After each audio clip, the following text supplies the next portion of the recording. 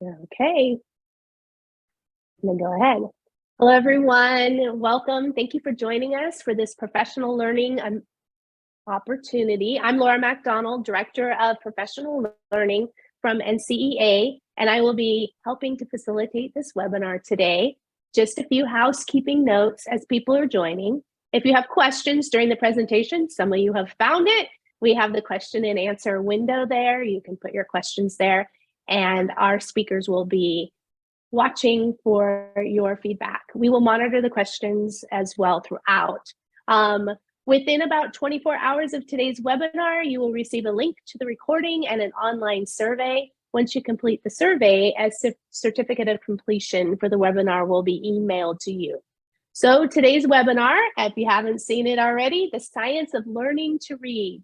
Our children and teachers deserve perfect, with Danielle Sullivan and Dr. Anthony Cook. And before I turn it over to our presenters, let's begin, as we always do, in prayer. Please join me in the name of the Father, the Son, and the Holy Spirit.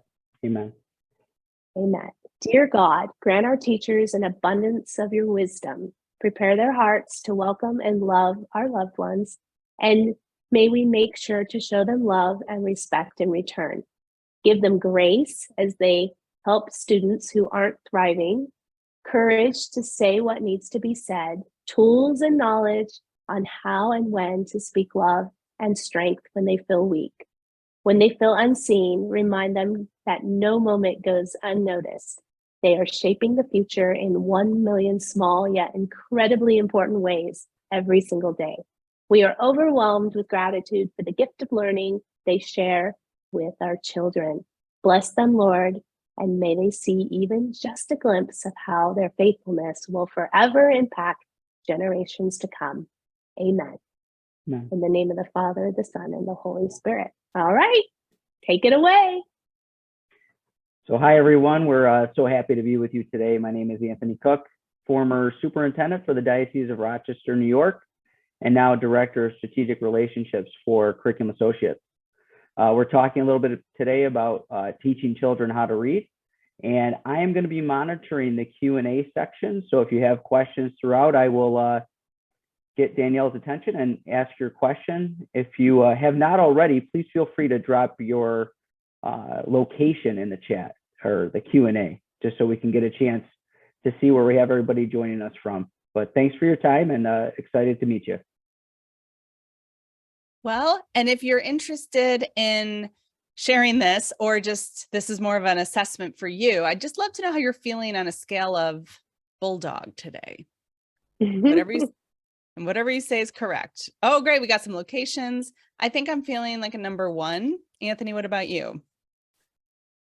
Oh, it's Tuesday. 7 looks playful. I like 7. You're feeling like a 7. Oh, Daryl's a 7 too, so we're good. Laura, how about you? What are you feeling on a scale of bulldog? Oh, those are just so darn cute. I don't know. Earlier today I was a 6, but right now I'm feeling more like a 1. All right. We got a 2 from Therese. We got a 1 from Lewis. All right, so they're feeling pretty good. Great. Awesome. Well, nice to meet all of you. I am Danielle Sullivan. I am one of the national directors at Curriculum Associates, which basically means I have the pleasure and privilege of supporting educators across the country. And I've been with Curriculum Associates for about 7 years.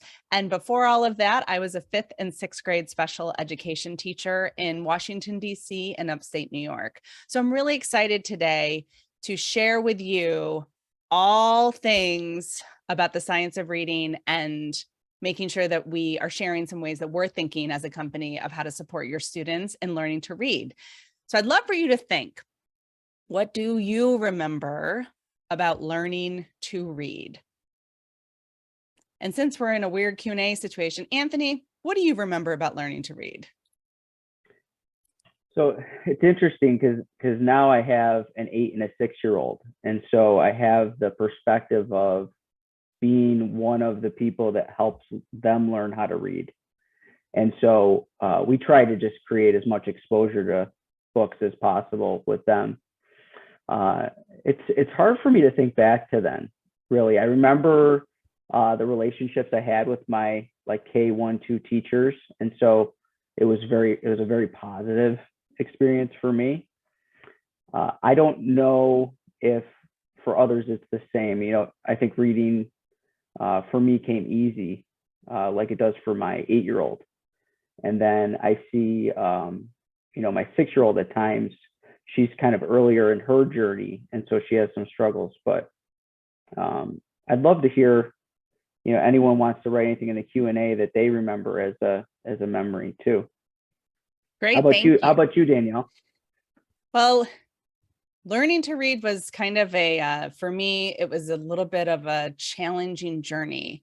And I want to share a little bit more about what I remember, because why is it important to do science-based reading instruction? Well, when we were little, this is my younger sister. So I'm a third of 4 girls, my poor parents. And so this is my younger sister, Elizabeth. And then I'm next to that's my mom. And then in the picture, I'm next to my mom. And we really, really were struggling learning to read when we were kindergarten, 1st and 2nd grade. In fact, my sister Elizabeth did not know how to read at all in 2nd grade. And I was placed in different reading groups. Like I understood more of the concepts, or I was excited about literature, but I still to this day struggle with sometimes decoding and phonological awareness, although I read very fast. So it's interesting because I asked my sister if I could share this story, because it took her a long time to realize that she actually had levels of dyslexia. And then this is my nephew when he was in 1st grade, and he is now 9. I mean, come on, look at this outfit. It's so cute. He was such this little individual. He is now 9 and he is still struggling to read, and he has not been exposed to a science-based reading program. And I see that now that it's just really hard for me, even as an aunt. And then as a former special ed teacher, I didn't have the tools to be able to systematically and explicitly teach my older students the right skills that they were missing in learning to read. So the goal, did anyone share in the chat before I move on? No. Okay. So the goal today. We do have one, Danielle. I'm sorry. Oh, it's okay. Yep. Marion shared that she learned how to read using a strong phonics program. Great. Thank you for sharing that. So today our goal, and honestly the goal when we're thinking about students and reading, is to teach students how to be readers who think and build their knowledge. So today I'd love for us to talk about how to ensure the efficacy with the science of reading evidence-based practices, because I think there's a lot of misconceptions sometimes even around the science of reading. And then we're going to talk about how to empower educators with specific resources that are curated and designed based on the science of reading, and then how to elevate student engagement, because and to not only get them excited about learning to read, but also unlocking the world that they can once they understand how to read. So we are going to start by talking about the science of reading, unpacking what it is, some challenges that we seek to overcome, even as we start to shift to a little bit more science-based reading programs, and why systematic and explicit instruction matter. Reading is a skill that needs to be taught explicitly and systematically. That is what the science of reading is. You do not learn to read by osmosis. Like we can't just surround ourselves with books and it magically pops in our head. There has been a whole body of research about how reading works, how it depends on language, learning, memory, vision, thinking. Much is known about skilled reading, learning to read, conditions that promote or interfere with reading. And this research has great implications. We have a lot of research that we've done. We built our solution. I'm going to share with you a little bit about based on the science of reading. But I still think there's still some confusion, or people aren't believing that this is how we need to teach kids to read. So some of you might be familiar with Scarborough's reading rope that came out in 2001. Look at all of these different skills. You don't just learn these skills again through osmosis. Like ultimately, skilled readers, the goal is comprehension. But you need to understand phonological awareness, decoding, sight recognition. Then you can build on language comprehension, background knowledge, vocabulary, the structure of the language, verbal reasoning, literacy knowledge. All of these need to be woven together to make a skilled reader. K1 and 2, it is essential to build those foundational skills. That is where you're teaching students to read. And then what happens, 3rd grade and above, we're then switching from the learning to read to reading to learn, where we're heavily focused on acquiring knowledge through reading, 3rd through the rest of their life, basically. But our brains, okay, this is what the science of reading means. It is the neuroscience. It is understanding how our brains actually process language, information, and our brains are not programmed to just look at words and automatically acquire them. We actually have more innate abilities for mathematics. We are, as we're born, we're starting to make sense of the world and seeing things and counting things, but we're not programmed to look at language. We actually need, language happens in different parts of our brain.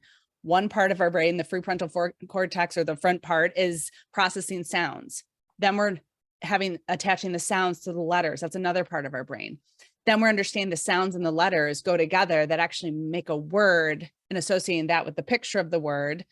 And then it's called orthographic mapping. It's putting it all together and making sure that we remember it. So all of this different parts of our brain, it takes systematic and explicit instruction.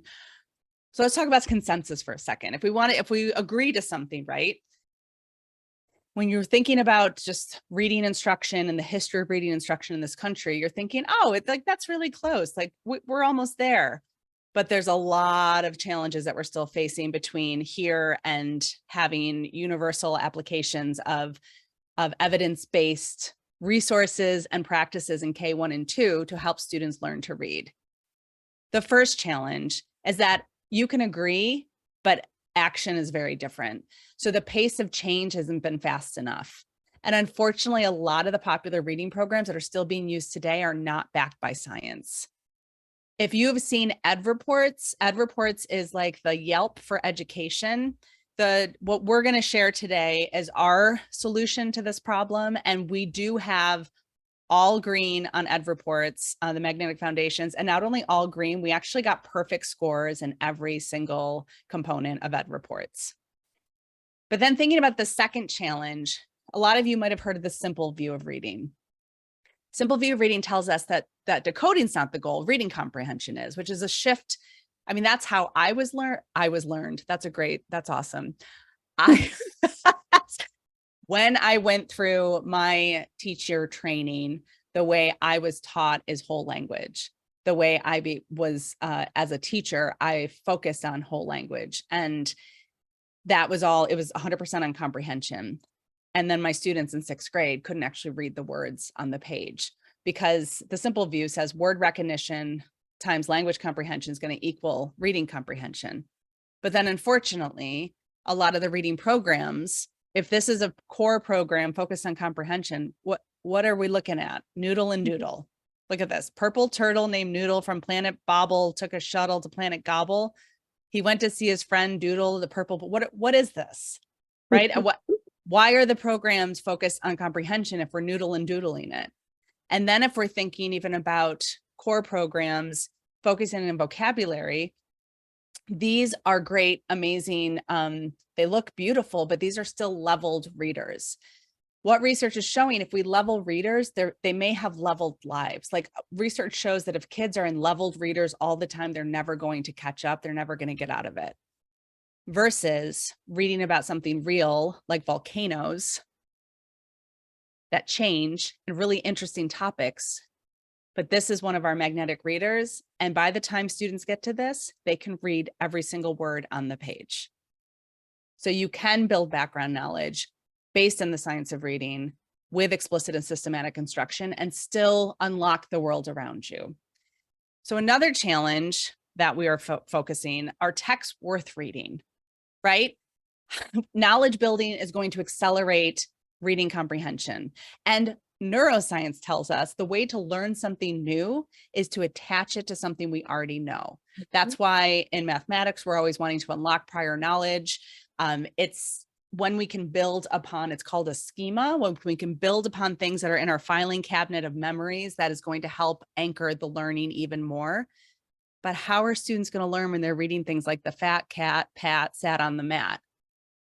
Or lots of texts about animals. Did you know so many fiction texts are about animals, not people? Like, where are we building background knowledge? So when we developed our reading solution, it was important for us to focus on building background knowledge. So today I'm sharing how we've thought about we've thought about foundations, but we do have a reading solution K-5 that is coherent, and you can see across the board. Kindergarten, they're reading about themselves, learning about friendship, getting along with others. Then in third grade, solving problems, facing challenges, overcoming obstacles. So we've worked hard to develop knowledge in a cohesive framework throughout K through 5. Another challenge is a lot of assessments don't provide full science of reading data, foundational and comprehension levels across the grades, which is why at iReady, so we build everything in-house. It is all tied to our universal screener, K-12 universal screener for reading called iReady, which we don't assess it unless we give educators plans to address it. So everything we do is tied directly into next steps and instructional recommendations. But where you can see, we also have something called criterion reference data. So you're able to see where your students are in reference to grade level standards, but we're assessing phonological awareness, phonics, high frequency word vocabulary, literature, and comprehension overall reading domains. So if you think of this student, what is this student struggling with? We're able to see that this student is a second grader who is really at a kindergarten level in phonics, 1 grade level below in comprehension, 1 grade level below in phonological awareness, and then we provide personalized instruction to help fill in the skill gaps as well. And we're giving educators power of understanding both the word recognition, whoops, there's the animation again, awesome, the word recognition and tied to language comprehension. Another challenge, lack of connections between where we are and where we need to be. So many people are confused on what to do, what resources to use. A lot of times their educators are spending hours supplementing or trying to figure it out because of the 5th challenge of the bloated core. A lot of schools are using a core that does not, that teachers don't feel like actually fits the needs of anything, and they're constantly trying to find resources to help students learn. The tragic result of all the challenges is that so many school districts have settled in with inadequate core programs, and it is an extraordinarily heavy lift on teachers to try to pull things together with all this disconnected resources. So our approach at Curriculum Associates, the company that brought to you iReady, because nobody really remembers we're the same company. So Curriculum Associates, iReady, we created something called Disrupted by Design. We're actually disrupting the status quo, and we are built things where it's needed the most. Tied to data that almost 12 million students across the country are using iReady. It's about 35% of all K-8 students. So we built our assessment with the science of reading, and then we built a solution based on the science of reading. And the science of reading it hasn't been new. And think about the Scarborough's rope, and if you're looking at the data and everything I'm sharing today, Anthony's going to put his email at the end. Please reach out to him for samples, any demo codes to see this, and we'd be happy to have continued conversations with you. But knowing all of the strands of skills that you're trying to unlock and uncover with your students, from background knowledge, vocabulary, language, verbal, literacy, phonological awareness, decoding, sight recognition, we measure that through iReady. Data is a great place to start because it doesn't assume anything. And we want to give you exactly what students need so you can spend the time, the valuable time we have with students, giving them the right tools to help set them up for success. And let's talk about success. So we looked at 4,225 students nationwide around their reading scores to try to think about correlations. So in grade K2 foundational skills, are they predictive of success in grades 3 and up? And a lot of states have these guidelines like reading by 3rd grade. So 3rd grade in a lot of states use that as a testing year too, starting year for testing. So in grades K and 1, are they powerful predictors? So let's think about this. If I have phonics skills in grade 1, what does that mean for me as a 3rd grade reader? Before I show this, any predictions in the chat? Does anyone think they know what we might have found? And Therese, the link to that article, I forgot which article that was, but yes, I can give a link to whatever article that was. Does anyone have, so if you think about it, if you have skills, what does that mean for your third grade reader? Well, because of time, I'm gonna show it to you, but just think about it. So the way our data, because Anthony's gonna be talking about a success story with a district, but green is mid or on or above grade level. Light green is early on grade level. Yellow is 1 grade level below, and red is 2 or more grade levels below. So what we found, if students at the end of first grade are mid or above grade level, by the time they get to third grade, 73% of those students are on grade level. So if they're on grade level in first grade, they're going to stay on grade level. Then as you see early on grade level, we still have 49% of the students in third grade that are on grade level, but then that drops like 34% or a little bit below. Then if they're below grade level in first grade, you're starting to see the spread. And if they're 2 or more grade levels below in first grade, they are going to take a long time to catch up. That's in phonics. Then we're looking at phonological awareness, same types of trends, high frequency words. Dr. Anita Archer is one of the authors of our older student solution for older striving readers called Phonics for Reading. I love this quote by her. There is no comprehension strategy powerful enough to compensate if students cannot read the words. We cannot focus on comprehension if they can't read the words on the page. So the science of reading is what you teach. The science of reading instruction is how we teach it. And it has to be systematic and explicit. Why? Systematic means the science of reading says there are defined scope and sequence and strategies, and skills need to be taught in that sequence. Then you can review that. Absolutely. Like there's pause points to make sure students are getting it. But explicit instruction means that the teacher's modeling, the teacher releases the responsibility to the students and guides student practice.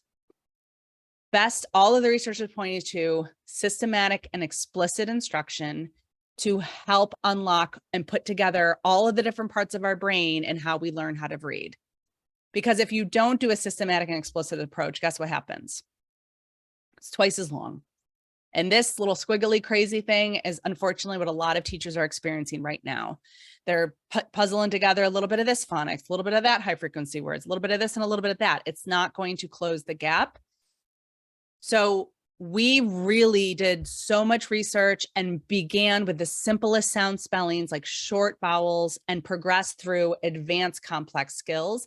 And our scope and sequence is based in the science of reading, explicit, systematic. So think about this, like what are the 7 spellings for the long A sound? Just take a minute and think about it in your head. Can you think of the 7 spellings for long A? Okay. Did you get all of them? I gave you like 1 second. Yep. I got them all in 1 second. Yeah, I got them all. So in grade 2, right? By second grade, you're supposed to be able to unlock all of that, but you need to backwards map that. So you're going to be introducing grade 1, the A-I-A-Y, and then in kindergarten, the A consonant, long vowel E, right? It needs to have systematic and explicit. And the way that we have approached this instruction is through that lens, through the science of reading lens. And we have a deep research base. We've worked with authors that are researchers to help us inform this. So this was not just created through osmosis. This was very designed purposefully. And what we found is 2 resources. 2 main resources are going to dramatically and drastically improve the foundational skills: informed and prepared teachers, high quality instructional materials. So I'm going to pause. Any reactions or thoughts to that first section, the science of reading and why we need these evidence-based practices, before I move on to the second piece? Do we have any questions, Anthony? We good? Good right now. I just let Therese know we'd send her that article after. Okay, great. Thank you. So now I want to focus on the second goal, empowering educators. with a scope and sequence that is laid out, the high quality instructional resources, and appropriate teacher guidance. So now I'm going to introduce to you how we thought about this based on all the research. We have developed something called Magnetic Reading Foundations. Perfect score on ed reports, all green across the board. And Anthony's happy to send you information on any of this. So it is a print program that you can't see because I have a background on. So it is a print and digital resource or digital program, 2 volumes of the print book for teachers, and it's really nice spiral bound, very easy to access and use. Students have 2 volumes of their student work text, but look at these skills. We start with letter formation, concepts of print, phonological awareness, building on fluency the whole time, phonics, word analysis, high frequency words. These are the skills that will be taught explicitly and systematically every single day.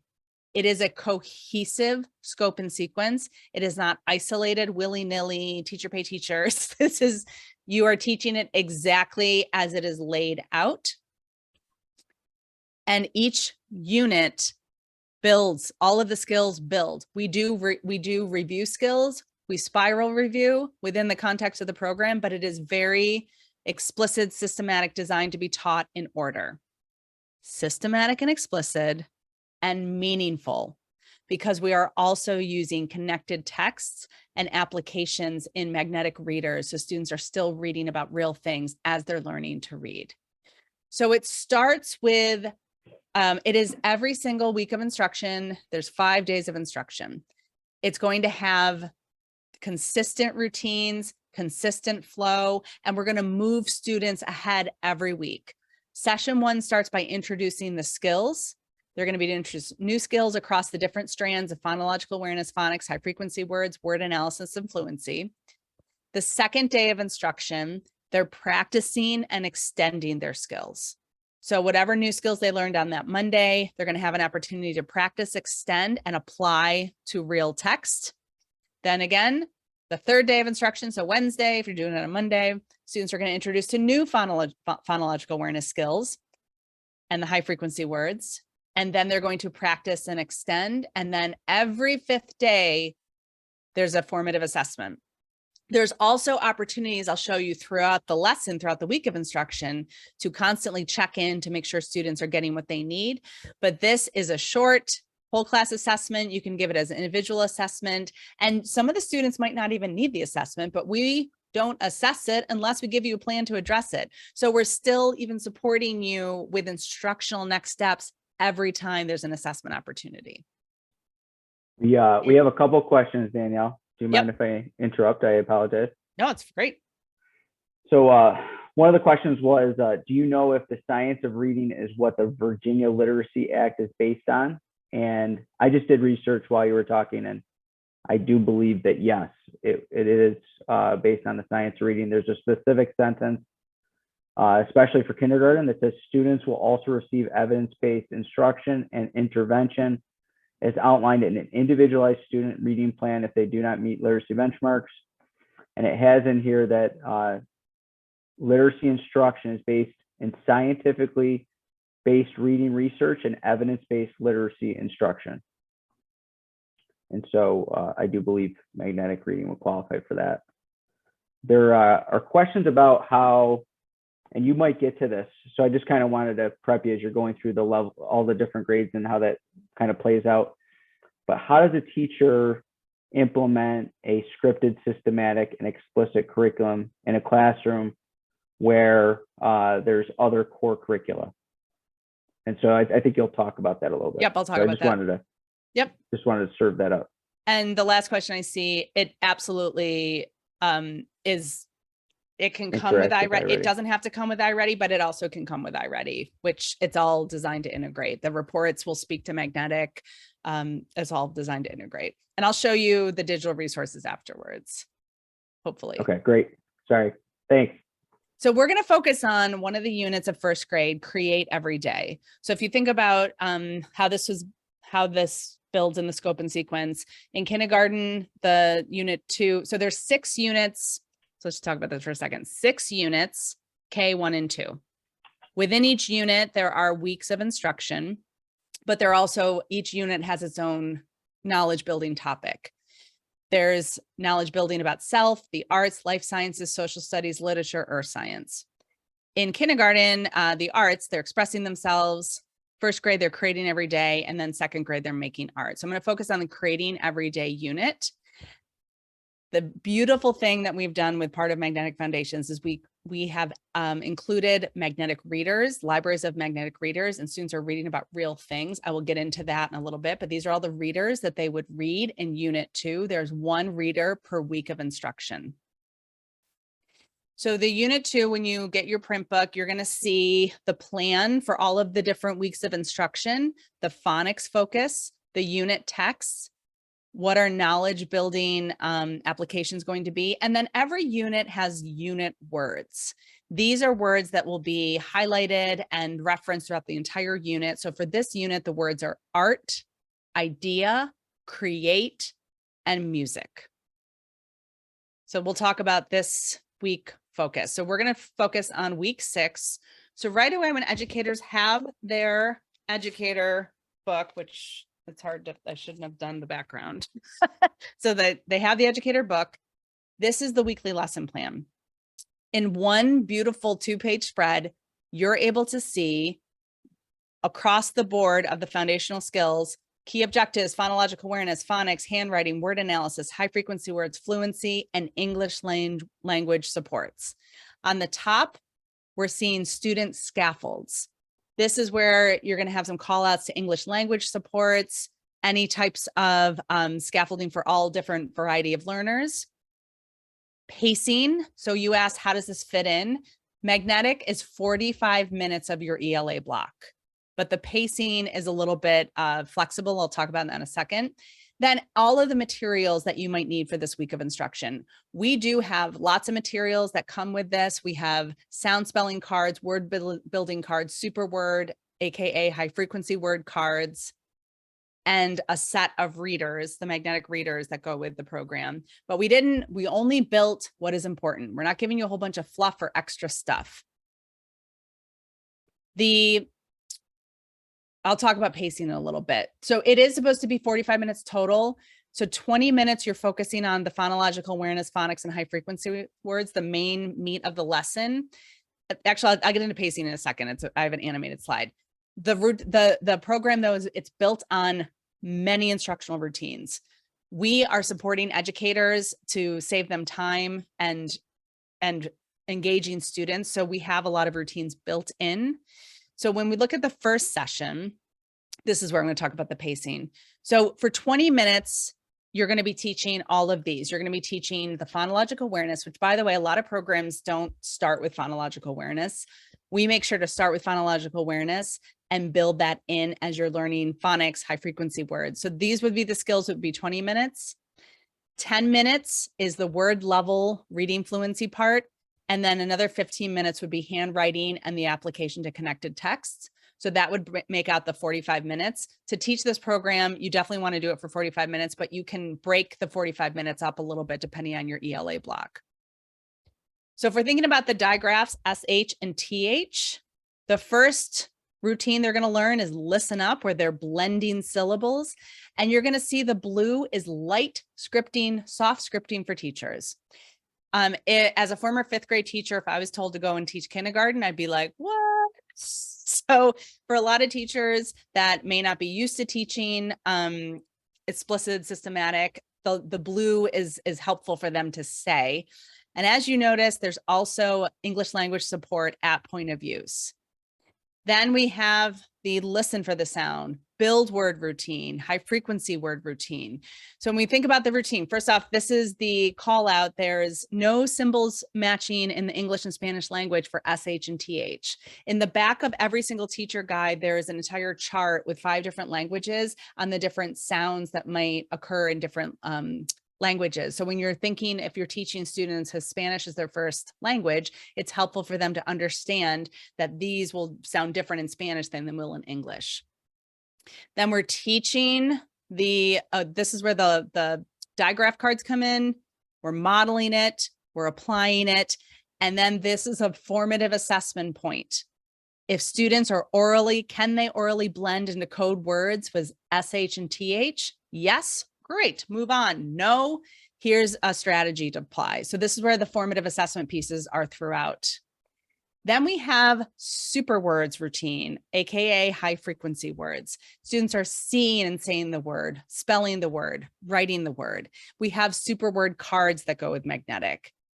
The important way that we have approached the high frequency words, though, we have a partial decoding approach.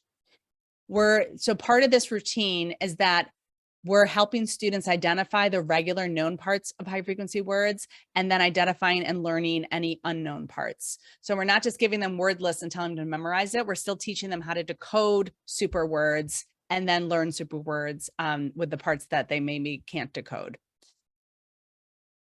The word level reading, this is what students see in their work text. They are writing it, they are reading it, they are seeing it, they are applying it. So there's multiple opportunities for students to practice and keep the students engaged. Session 2 is when they're going to be applying it, but it's still routine based. You're still going to see the phonological awareness routines, building word routines, but we have a spell it routine. And this is where we are actively applying the phonics skills, building words with encoding. So we help them decode it and encode it. The spelling word routine with the building word cards. So students are physically manipulating words with the cards. They're going to say it, spell it, say it, spell it. And again, we have check for understandings. Can children accurately spell words with SH, TH, and short U? If yes, great. If not, go back and rinse and repeat. We're always decoding paired with encoding. So when students are practicing, applying it, and then the final piece of the application is to a connected text. This text would be in the student work text. And this is about a father creating a cake for his daughter. We're not reading oodle doodle cat bat sat, right? This is actually a dad making a cake, creating it, and this is the way that they're applying to the text. The next day, session 3, the same thing, same routines. Session 4, the application, and then they're going to read with another connected text about creating. And this connected text is about cooking. Again, it's wit can make it. So they're still learning and building that knowledge. In kindergarten, we have alphabet books. We have a big letter books, and then they're going to learn all 26 letters of the alphabet. And then in kindergarten, for the apply it, we actually have something called duet passages, where teachers are going to read, Ron needs more paper. And the kids say, let's hang up Ron's artwork, tap it in. Ron's teacher taps the thumbnail. So it's very fun and interactive for kindergartners. So our goal is to empower educators to teach, to have the tools that they need to explicitly and systematically teach foundational skills. Questions before we move on to the final section? Engagement? We're pretty cleared right now. Does anyone have any questions that they'd like to type in? I'll kind of monitor it throughout, might just like stop in again. Great. So the third piece I want to make sure we talk about is explicit instruction, where students are consistently hearing, saying, decoding, encoding new words, all the opportunities to practice, and we'll dig into our decodable texts.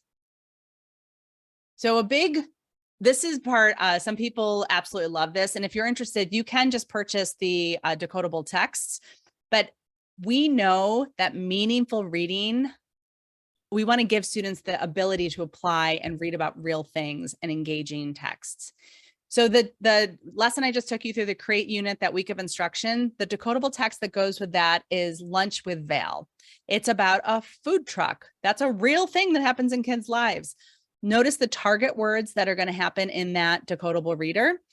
It's all the SH, TH, CH, WH words. There's the super words that you would have learned in that week of instruction, the unit words, idea and create, and then there are story words. So we do have story words that are associated with each of the magnetic decodable readers. Now on the screen, you're also seeing the units that came before this unit. So the first unit, first grade, was friendship, where they had concepts of print, but we're building on all of these words. So by the time we get to the reader, the students, they are 100% readable and they are not leveled.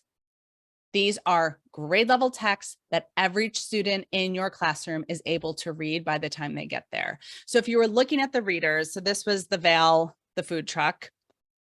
We also have a spiral review of short vowels that they learned in the previous unit. And look at the picture. There's no guessing. There's no way that you can guess, this is the dog really sad looking out the window. There's no way you're going to guess what this is about. There's no, like, this is like, it's actually students are reading the words on the page. The word analysis skill in context. So in this week of instruction, you're also learning about apostrophes and ownership, possessives. So you'll see that that's in the text, the decodable reader. It's building vocabulary, and they're authentic and interesting. Making sure, you know, everyone, even if maybe your students have gone to food trucks. I love food trucks. They're really exciting. You see them everywhere. Students are practicing concepts of print, and the readers are reflective, like this is what people who live in the city look like. So let's talk about the actual words on the page. So all of the words in pink are the current lesson skills. So they have learned all of those words in that current lesson. And then the words in blue are the current high frequency super words that they would have learned. The words in green are previously taught phonics skills. So we're spiral reviewing here, right? Like they've previously learned lots, pans, will, man. The words in the yellow are previously taught high frequency words, super words. And then there are the story and unit words. So by the time students get to any of our decodable readers, they are 100% readable. 100% readable. And this is unit 2, lesson 7. They're going to read about dance. Lesson 10, they're going to read about a dull wall. So these are all of the decodable readers that go with that create lesson in first grade, from dancing, lunch with Val, Jen's music, a dull wall, flinging paint. It's all about Jackson Pollock. It's really cool. Again, building on that domains. So reactions on the decodable readers. Any questions, comments about this? There are 2 questions. And actually, if you go to your next slide. Yep. This one? Next one after that. The one that said, why is it important? Yeah. So one of the questions was, does this program help meet the needs of ELL students? Yes. Yes, it does. With ELL students. Yes, it does. Well, and I think I'll just add here. I think it does because of its explicit and the way in which it teaches. It's more instructional. So yeah, I agree. Anything else you wanted to say about that one? In the back too, I'm not gonna be able to show it to you. Maybe I will. And let's see, okay, no, it's 2. We have language transfers in the back of every single work text. It's also in teacher, it's also in your digital experience, but there's EL supports throughout. It's teaching, right, Laura, it's building background knowledge. It's teaching systematically and explicit with, it's teaching everybody how to learn how to read English. So yes. Real quick, and then I'm gonna let Anthony talk about more data and what we're seeing with schools that are actually applying this. Session 5 is a weekly assessment. Now the weekly assessment, you have whole class ability, individual assessment options. This is what it looks like for the individual assessment, but the important part is instructional next steps. And this is a flexible assessment. If 90% of your kids have already got it, you've assessed them during the week, you could go a little bit quicker and just assess the students that need it. But we also have instructional next steps. That's what a lot of assessments are missing. And to answer the question before, is it tied to iReady? We built iReady, and we do integrate the data, magnetic foundations into the reports. So if you're interested in having a deeper visibility, iReady assessment suite, it's K-12 universal screener for ELA and math. And there's a lot of other additional formative assessment pieces that go with this, but we do have literacy tasks as part of iReady that can help you deeper the assessment around letter naming, word recognition, oral reading fluency, prosody, a lot of other foundational skills. That's paired with that. And Why iReady? Well, it's the adaptive diagnostic that's going to give you every single student who takes it will have an individualized roadmap for success. So what do you get as a solution to this? And then I'll let Anthony talk about data that we've seen. Like I said, there's teacher's guide, spiral bound, really easy to use, program cards, student work text and print, magnetic readers, alphabet books, and then you also have digital resources. So there's an entire, all of these resources are available digital. This is something that we can give you to sample if you're interested. You're able to also have editable PowerPoints, articulation videos, weekly assessments. I mean, everything you need is in the print, but we added a lot more resources, including some of our personalized instruction lessons that you could utilize as an extra engagement in the digital resources. And again, it is 45 minutes designed to be part of your ELA block. There's light comprehension, there's light writing and connection to the magnetic readers, but this is not a full-blown core at all. This is really targeted for the foundational skills. This is why I was holding this one question, Danielle. Yep. There was a question about grammar instruction. Is there grammar instruction? So there is not specifically, there's spelling, there's not specifically grammar. I mean, there's not specific grammar instruction, but there are grammar elements. Like each part of the lesson has, where is it? There's like a certain skill, like it'll teach possessives, it'll teach different sentence structures, the ending punctuation. If you want more grammar, we could pair it with our Ready toolbox, which is our comprehension piece. And then we have grammar pieces that go with that too. There is embedded grammar, but it's not like a separate, like today we are going to learn possessive pronouns. So it's sort of embedded. And once we get a chance to look at the scope and sequence, if you have more questions, we can answer that more specifically. So Anthony, I'm gonna let you talk about what it looked like in a Midwest Catholic school. Yeah, so I would say if you're affiliated with a diocese like I once was, 220 student schools, probably around either average size or maybe for some a little bit on the larger size. Catholic school, kindergarten through 8th grade. The school is currently using iReady assessment and personalized instruction, and they're in their second year of using magnetic reading.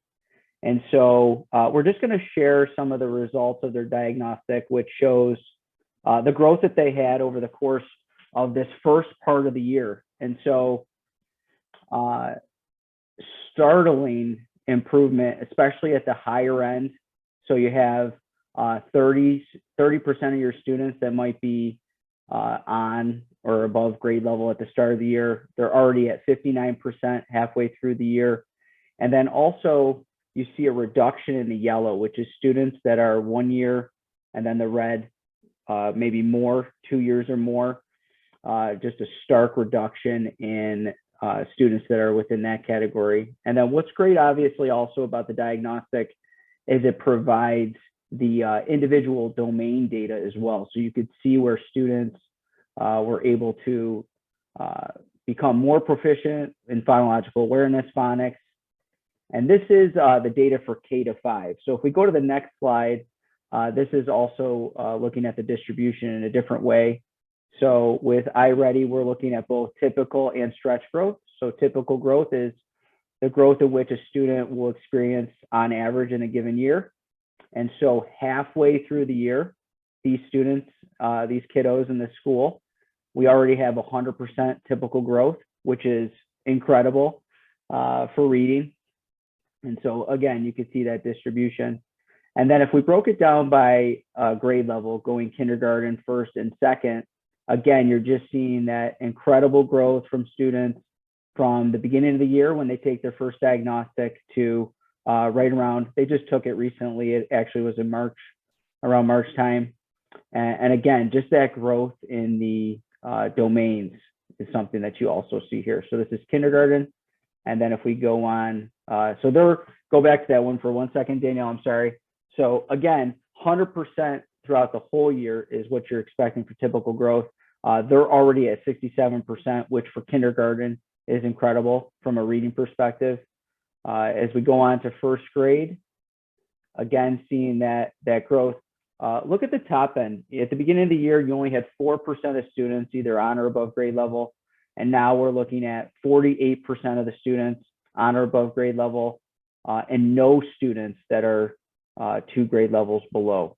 So that's, again, incredible growth. You're looking at their phonological awareness and phonics as well, just through the roof. So that's first grade. They're at 84% of their typical growth already at this point in the year. So still with, at this point, they have 2 or 3 months left to go. And then the second grade, again, already, this grade actually was pretty strong coming into the year, I will say. Pretty even distribution amongst students who are on or right early grade level or maybe 1 grade level below. But again, you're just seeing diminishment of those students who maybe need extra support.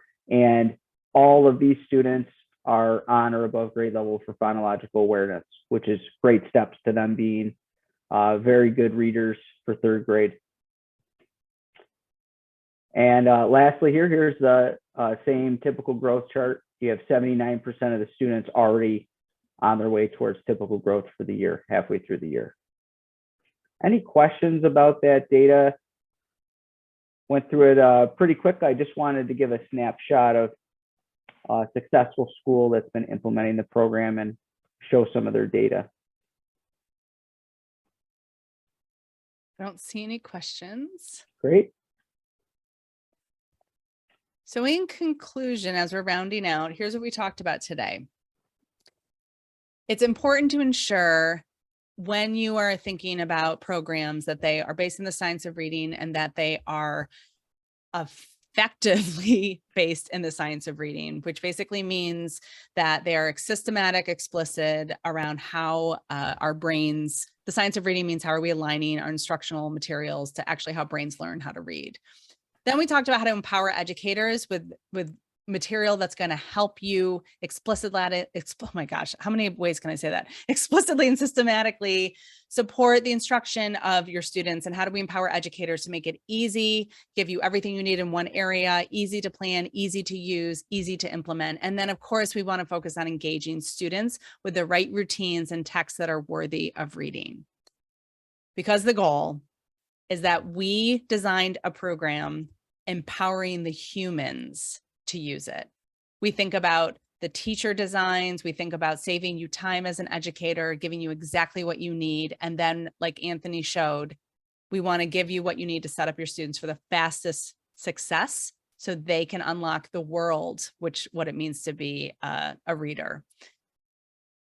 We shared a lot of resources. So here's the opportunity. If you would like free trial, free is even underlined. If you would like to try iReady, if you would like to see the data, if you would like samples of any of these resources, digital samples, please email Anthony. Here's his email. I'm going to pause for a second to make sure that you see this. I don't know if you want to put it in the chat too, Anthony, that way you can, they can copy it. So we're happy to send you, all of this stuff free. So not the whole thing free, but free resources to try it. And then you reach out to Anthony. I'm expecting to have like a flooded inbox. Yeah, we're excited about what you saw. And if you are interested in seeing for yourself, what does it mean to have perfect score in ed reports? You can take a picture of this QR code. It'll link you into the actual ed reports, and you can see, look at other maybe solutions you might be currently thinking about and just see how we rank against it. We're really proud of this because we really think we built something that not only is it going to help you as the educator, it's going to really help kids. And as you saw, it is helping kids, which is wonderful.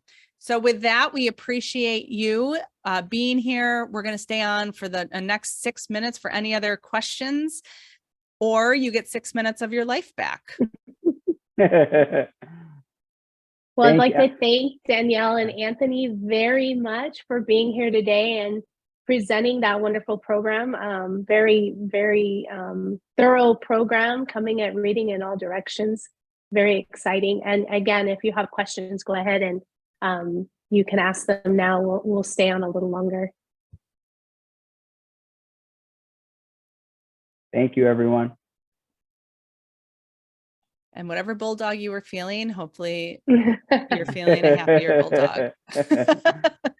I don't know. I'm ready to grab a book and go teach. That looks like a fun program. It really does. Yes.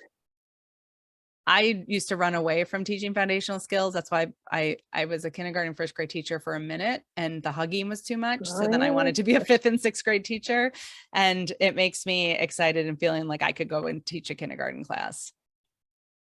Management, I don't know. I don't know about that, but I could definitely teach them foundational skills. Yes, if you're not into that, kindergarten and first grade is not the place for you.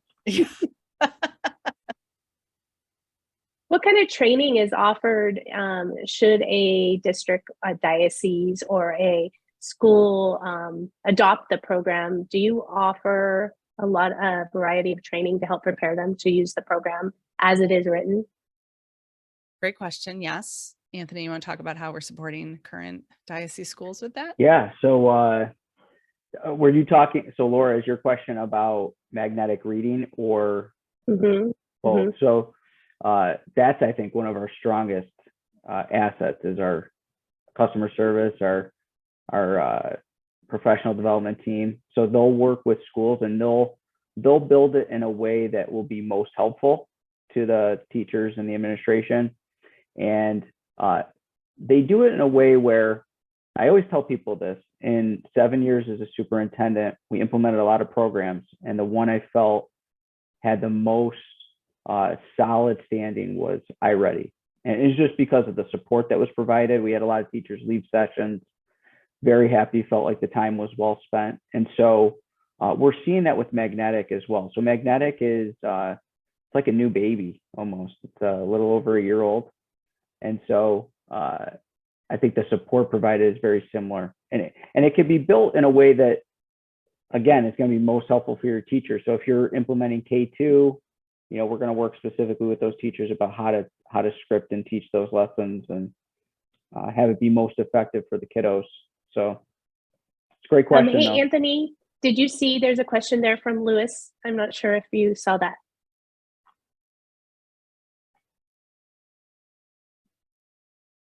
Okay, 45-minute could be split into different stations. No, Lewis, you can absolutely break this up into, you could teach some sections in small group. You can teach some sections in whole group. There's actually guidance in the beginning of the teacher guide on how to be able to approach this depending on what you need. And that's part of the service, as we're absolutely help. When you work with us, you get an entire team to support your school. And we're happy to think about your ELA blocks and think about the best fit for this, and then work with your teachers to make sure that they understand how to fit this into what you're currently doing. Yeah, I think that kind of gets to both of his questions there too, Danielle. Oh, which is good. Like he was talking about the one pie chart you had. Yes. And like implementing it into like a blended learning classroom, which I think it fits really well, especially if you're using like iReady personalized instruction. That's what he has here in his question. So, and then goes into the station question that you kind of just got to. Does that answer your question, Lewis?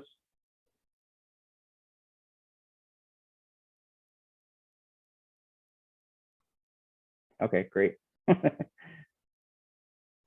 Any other questions? I see we still have a few people logged on with us. If you have any questions, feel free to drop it in there. If not, you can reach out with any needs. And I was trying to go live and I got logged out, which is awesome. I